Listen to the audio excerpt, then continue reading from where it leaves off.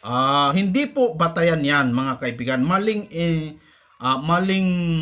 unawa ang kanilang nauunawaan. Hindi po batayan 'yan mga kaibigan. Maling unawa ang kanilang nauunawaan. Hindi po batayan 'yan mga kaibigan.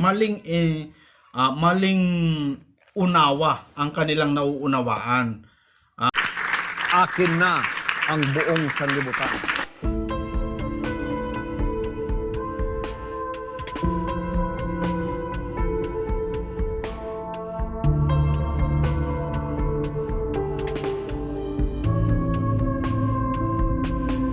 Inutil! Tarantado!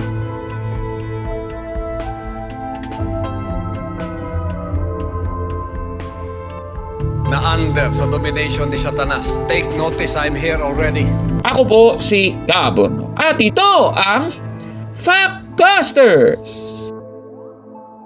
Sa puntong ito ng ating programa, kung hindi ka pa nakasubscribe, pakiclick po ng subscribe button at ang notification bell para updated po tayo sa ating mga susunod na videos.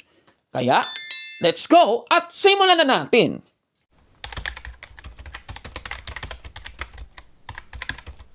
Magandang araw mga kapatid and welcome na naman sa isang episode ng Factbusters PH. Babasahin muna natin ang Roma 14:17. Ganito po ang ating mababasa.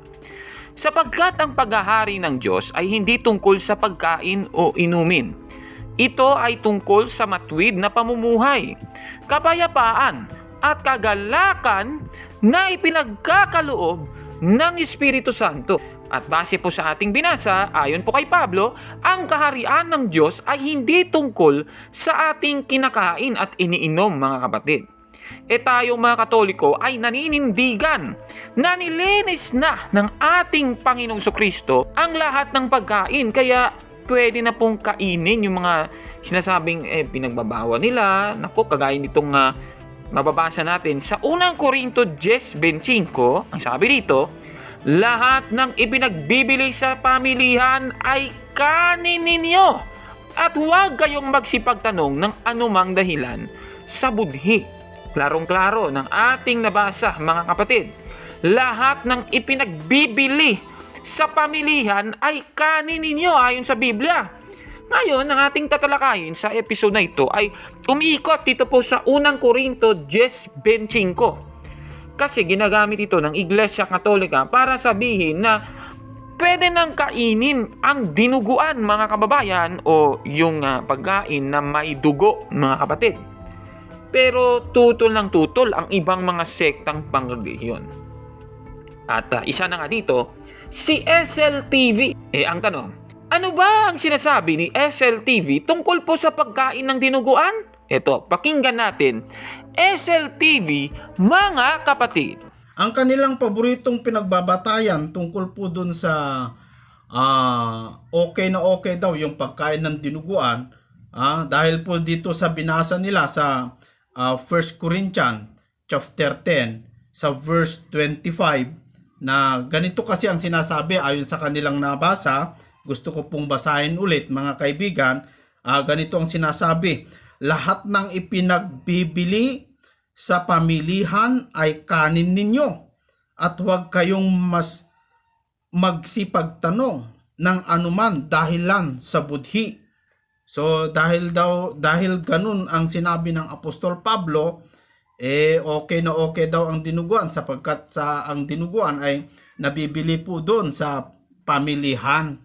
So sabi dito na lahat ng ipinagbibili sa pamilihan ay kanin ninyo at huwag kayong magsipagtanong pa. Ayan. Hindi po batayan 'yan mga kaibigan. Maling unawa ang kanilang nauunawaan. Hindi po batayan 'yan mga kaibigan. Maling unawa ang kanilang nauunawaan. Hindi po batayan 'yan mga kaibigan. Maling unawa ang kanilang nauunawaan. Ayan, napakinggan po natin si SLTV mga kababayan at ayon sa kanya, mali daw ang unawa ng mga Katoliko sa paggamit nila ng unang Korinto 10:25 para depensahan ang pagkain ng dinuguan. Ang tanong mga kapatid, totoo ba ito mga kababayan? Paano kaya ipapalusot ni SLTV ang paggamit na ito ng nasabing talata? Ano ba dapat, Mr. SLTV? Ito, pakinggan natin siya mga kapatid. Hindi po batayan yan mga kaibigan. Maling unawa ang kanilang nauunawaan. Bakit ko po sinabi na mali po mga kaibigan? Doon po sa verse 24, hindi nila binasa ito. Ganito ang sinasabi. Huwag hanapin ni numan ang sa kanyang sarili, kundi ang ikabubuti ng kapwa.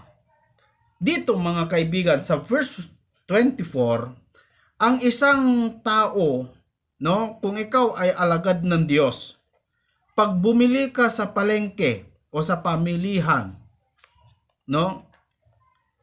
huwag hanapin ni numan ang sa kanyang sarili. Huwag ka nang magtanong. Huwag mo nang tanungin, bibili ka sana ng, kunwari, bibili ka ng pagkain. Huwag mo nang tanungin na ito ba ay inihain sa Diyos-Diyosan? Ito ba ay dinuguan? So huwag ka nang magtanong. Dahil para bang pinapakita mo na ikaw ay maka-Diyos masyado, sobra kang santo kung ganon. Huwag yung sarili mo ang iniisip mo, kundi yung ikabubuti ng kapwa. Kasi masaktan yung tao, yung nagtitinda kung ganun ang tanong mo. Kaya bilhin mo na lang. Pero hindi ibig sabihin, dahil sinabi na anumang bilihin, anumang ipagbibili sa pamilihan ay kanin ninyo, huwag kayong magtanong-tanong pa. Ibig bang sabihin, pag nakabili ka ng itlog, kasi nabibili sa pamilihan yung itlog wala ka bang karapatan? Hindi mo na ba tanggalin yung baka? Pati ba yung baka kanin mo? Pag nakabili ka ng papaya o pag nakabili ka ng sibuyas, wag mo na bang balatan? Kung ano naman yung hindi dapat kainin, itapon mo, mga kaibigan. Hindi dahil sinabi sa bersikulo kung ano yung mga mabibili sa pamilihan, kanin ninyo, may mabibili doon na walis May mabibili doon na Tupperware.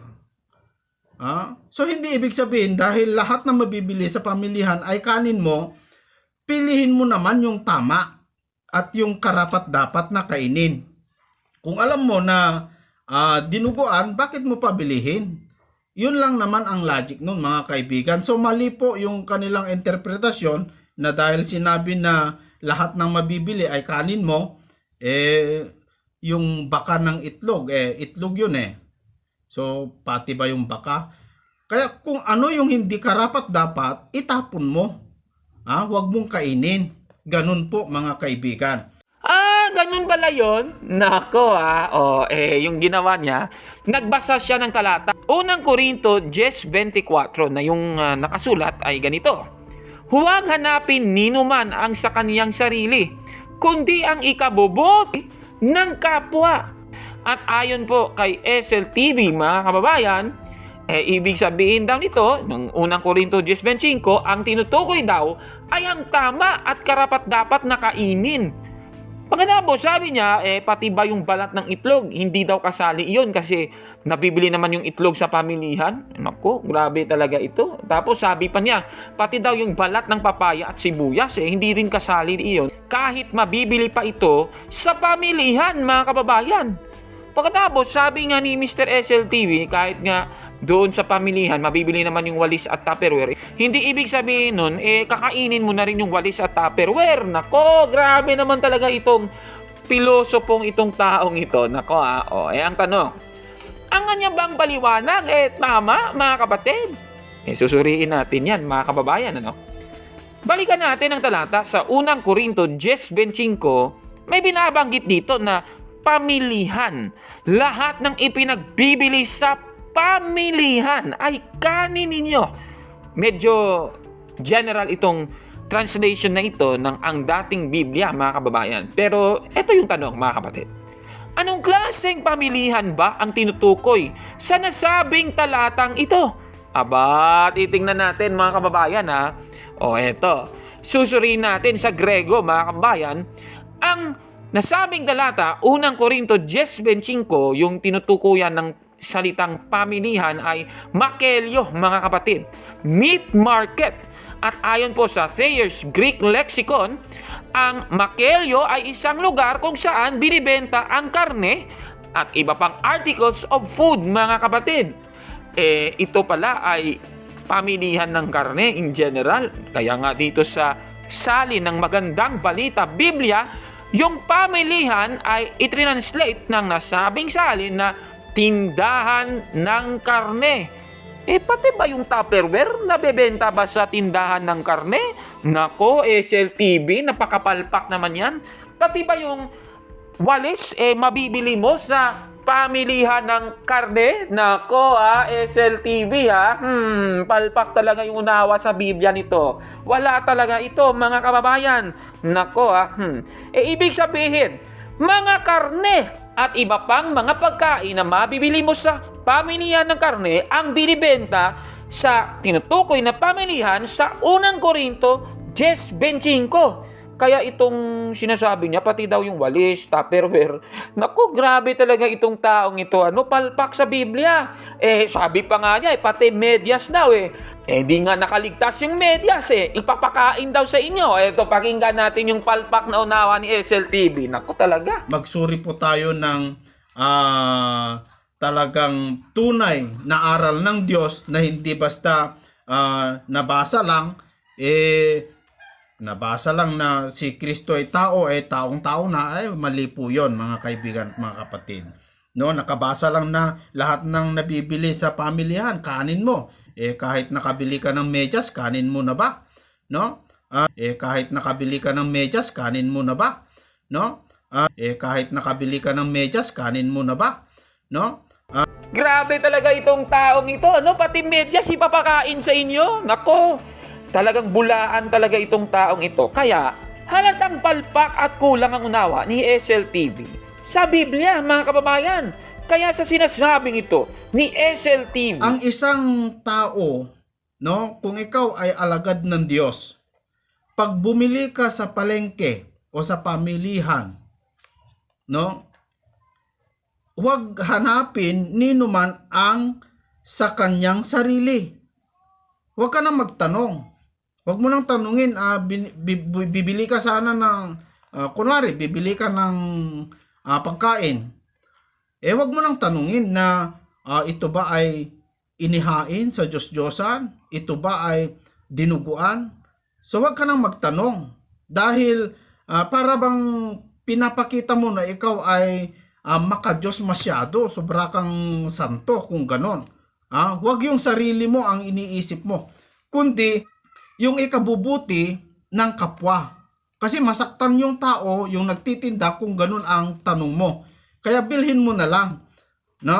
Pero hindi ibig sabihin, dahil sinabi na anumang bilihin, anumang ipagbibili sa pamilihan ay kanin ninyo, huwag kayong magtanong-tanong pa.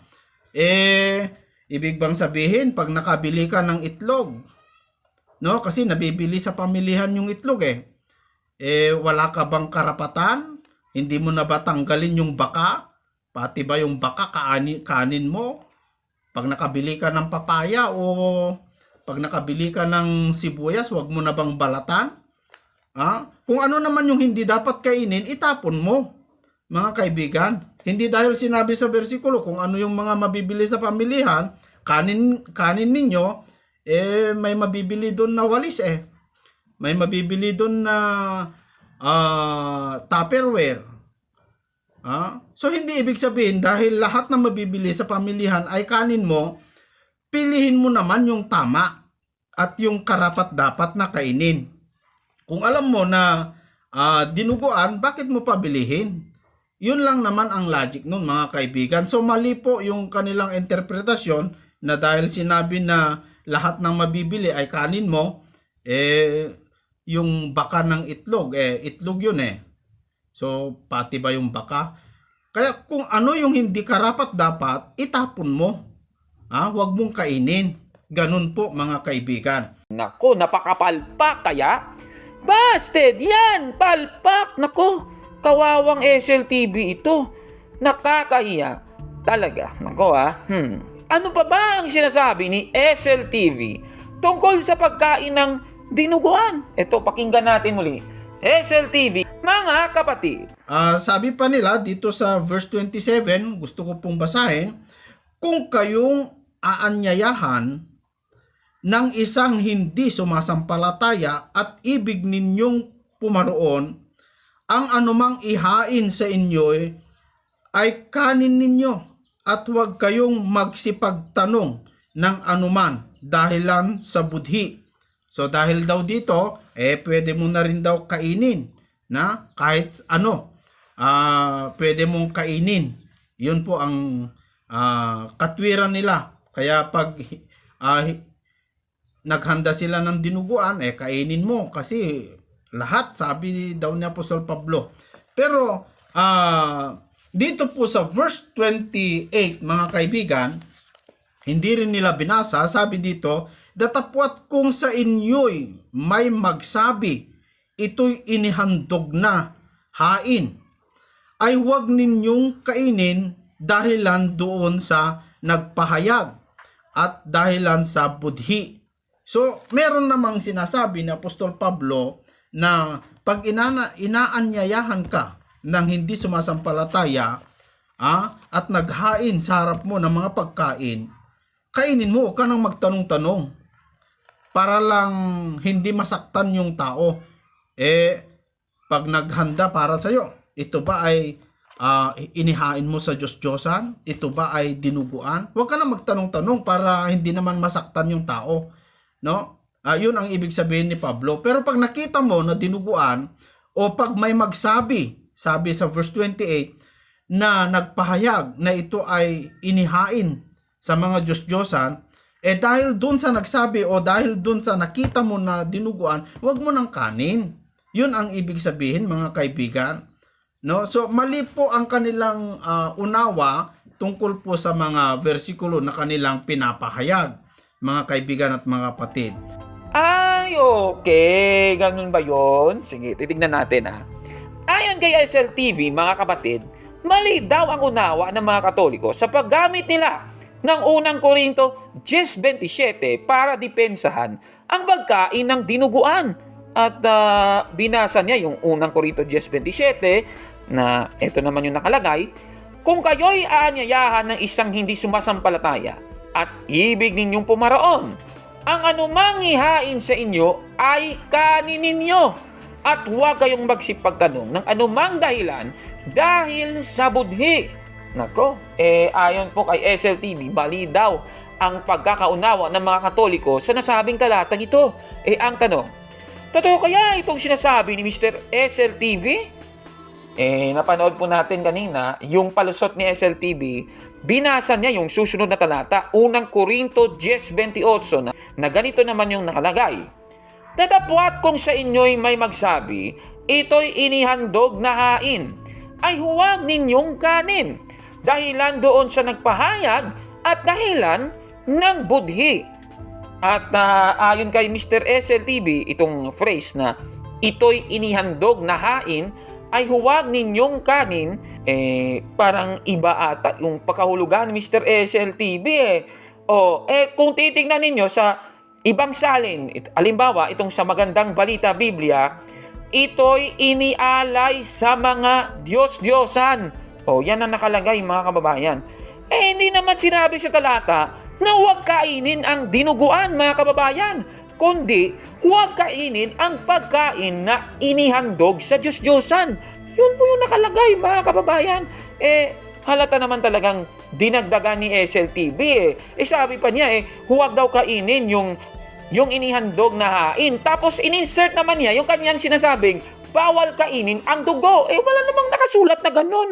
Nako SLTV talaga. Kaya mula dito, mga kababayan, nalaman natin na dinagdagan talaga ni SLTV ang nakasulat sa talatang ito. Tandaan po natin, ang pagkain na iniaalay lang sa Diyos-Diyosan ang hindi po pinapakain ayon sa talatang ito. Kaya halatang mga palpak at katusuhan talaga ang sinasabi ni SLTV para lang makapalusot mga kababayan. Nakasulat na nga sa Biblia, lahat ng nasa pamilihan na ibinibenta ay kanin ninyo. Bakit ayaw mong kumain ng dinuguan, Mr. SLTV? Nako palpak talaga. Kaya itong sinasabi niya na pati unang Korinto 10:27, mali daw ang paggamit ng mga Katoliko. Dito po sa verse 28, mga kaibigan, hindi rin nila binasa, sabi dito, datapwat kung sa inyo'y may magsabi, ito'y inihandog na hain, ay huwag ninyong kainin dahilan doon sa nagpahayag at dahilan sa budhi. So, meron namang sinasabi ni Apostol Pablo na pag inaanyayahan ka ng hindi sumasampalataya at naghain sa harap mo ng mga pagkain, kainin mo, huwag ka nang magtanong-tanong para lang hindi masaktan yung tao. Pag naghanda para sa'yo, ito ba ay inihain mo sa Diyos-Diyosan? Ito ba ay dinuguan? Huwag ka nang magtanong-tanong para hindi naman masaktan yung tao. No? Yun ang ibig sabihin ni Pablo. Pero pag nakita mo na dinuguan, o pag may magsabi, sabi sa verse 28, na nagpahayag na ito ay inihain sa mga Diyos-Diyosan, dahil dun sa nagsabi o dahil dun sa nakita mo na dinuguan, huwag mo nang kanin. Yun ang ibig sabihin, mga kaibigan. No? So mali po ang kanilang unawa tungkol po sa mga versikulo na kanilang pinapahayag, mga kaibigan at mga kapatid. Busted! Yan! Palpak! Nako, napakapalpak. Talaga. Nako tandaan po natin, base po sa unang Korinto 10:28, ay hindi po pwedeng kainin yung pagkain na iniaalay o hinihain sa mga Diyos-Diyosan. At sa Pilipinas, uso nga itong padugo, mga kapatid, yung mga nagpapatayo ng bahay o mga gusali, bago po ipapatayo o habang malapit nang matapos na ipatayo yung bahay, nagpapadugo sila, mga kababayan. Hindi po pwede yon sa Iglesia Katolika. Bawal po yon, mga kapatid. Ayon kay Father Daniel Estacio ng Office of Exorcism, Diocese of Pasig, bawal po yung padugo, mga kababayan. Labag po yan sa doktrina ng Iglesia Katolika, mga kababayan. Pero tandaan natin, ang kaharian ng Diyos, mga kababayan, hindi po talaga tungkol sa pagkain o inumin, mga kababayan. Anong masasabi ninyo sa ating episode ngayon? Comment down below, mga kababayan. At kung like mo ang video na ito, paki-smash ng like button at mag-subscribe na sa aking YouTube channel, Factbusters PH. Kaya, huwag maniwala sa sabi-sabi. Check muna kung fact nga talaga. Hanggang sa susunod na episode, ako po si Kaburnok at ito ang Factbusters! Mga kapatid, magandang araw po at kapayapaan ay maghari sa ating isipan at sa ating puso. At follow and subscribe, Factbuster PH at The Beloved Catholic sa Facebook page ni Kaburnok. At abangan nyo si Kaburnok, no? Dahil marami siyang i-reveal na mga maling aral at matutuhanan natin ang katotohanan. Dahil ang katotohanan ay magbigay sa atin ng tunay na kalayaan. God bless! I am Catholic, I am